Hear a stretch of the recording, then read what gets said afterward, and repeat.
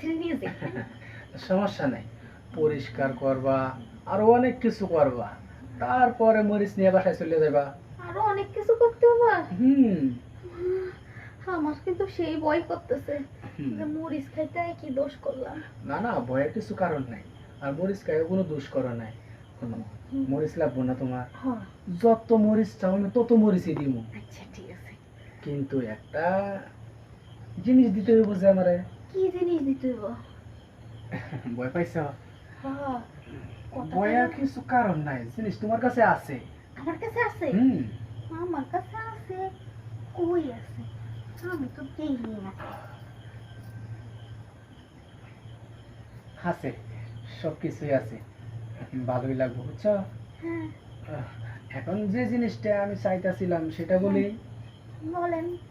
আসলে হয়েছে কি, হুম। আমার তো বউ নাই বুঝছো। হ্যাঁ। অনেক দিন ধরে কষ্টে আছি। হুম। এখন তুমিও মরিচ নিতে আইছো, আর আমি ওই দিক দিয়ে একটু ক্ষুধায় আছি। যদি আমরা খাওয়াইতা তাহলে মরিচ দিয়ে দিতাম। হ্যাঁ। হ্যাঁ। মরিচ খাইতে আসি নাই তো ফাঁকা পড়ে গেছি। আচ্ছা রে, কান্দিস না। রাত্রের বেলা যদি কান্দস মানুষে শুনবো, বলবো এই স্যারের ঘরে কোনো মাইয়া মানুষ নাই, মাইয়া কোথা থেকে কান্দে। দেখেন আমি তো দুইটা পায়ে ধরি, আমার মরিচ লাগবে না পাইছে না। তাহলে একটা কাজ করি, সবাই চিৎকার করে কয়ে দেয় যে মাইয়া মরিচ চুরি করতে আইছিল। না না না না না থাক, আমি যা করুন তাই শুনবো। চিৎকার করেন না।